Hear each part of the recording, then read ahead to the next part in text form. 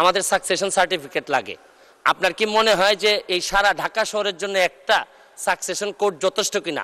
ওই 138-এর চেকের মামলায় একটা ডেট পরে 1 বছর পর পর ঢাকা শহরে চেকের মামলা এখন আর কেউ করতে চায় না, শুধুমাত্র ডেট পড়ার কারণে। এই ব্যাপারে আপনি কিছু সিদ্ধান্ত নেবেন কিনা?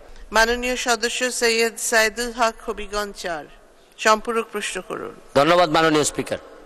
মাননীয় স্পিকার, আমার মাননীয় মন্ত্রী মহোদয়ের কাছে আমার জিজ্ঞাসা, ঢাকা শহরে মানুষ আছে 2.25 কোটি, কতগুলা থানা, কতগুলা জেলা, ইউনিয়ন, অথচ আমাদের আইনে সাকসেশন সার্টিফিকেটের জন্য সাকসেশন কোড আছে মাত্র একটা।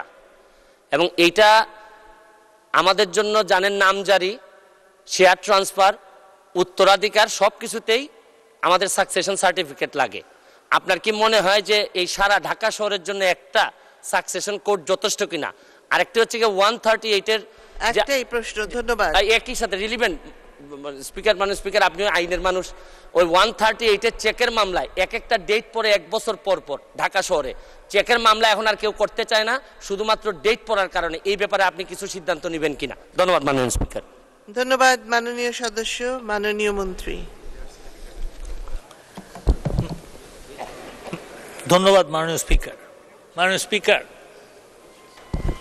মাননীয় সংসদ সদস্য যেরকম মানুষের উপকার করার জন্য সংসদ সদস্য হয়েছেন, আওয়ামী লীগ সরকার কিন্তু জনগণের উপকার করেছে এবং করে বলেই এই 10 বছর 11 বছর 3বার, আপনার 4বার এই নির্বাচনে জয়ী হয়েছে। তো সেই প্রেক্ষিতে আমি বলবো যে যদি এই একটা সাকসেশন কোর্টের যদি না হয় তাহলে অবশ্যই এই সরকার সিদ্ধান্ত নিবে যে এটা আরো বাড়ানোর, এবং সেইখানে একটা যেই আইনি একটু জটিলতা আছে সেটা রিমুভ করার চেষ্টাও আমরা করব, যাতে মানুষ, মাননীয় প্রধানমন্ত্রী বলেছেন ওয়ান স্টপ সার্ভিস, সেই ওয়ান স্টপ সার্ভিস যেন মানুষ পায় সেটার চেষ্টা করা হচ্ছে।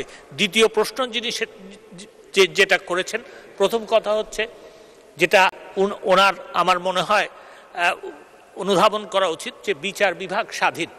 তো সেই প্রেক্ষিতে আমি বলতে চাই যে section 138 of the negotiable instruments অ্যাক্টের যে মামলাগুলি, সেখানে জটিলতা হচ্ছে। আমরা চিন্তা ভাবনা করছি যে এই আইনটার এবং বিশেষ করে এই ধারাটার আপনার সংশোধন করার জন্য এবং তড়িৎ যাতে মামলা শেষ হয় সেটার ব্যবস্থাও আমরা নিচ্ছি। এবং আরও আমি ওনাকে জানাতে চাই যে এই তড়িৎ শেষ হওয়ার জন্য যে কিছু আদালত সৃজন করতে হবে, সেই জন্য অলরেডি আমরা জনপ্রশাসন মন্ত্রণালয়ে লিখেছি। মাননীয় স্পিকার, আপনাকে ধন্যবাদ। ধন্যবাদ মাননীয় মন্ত্রী।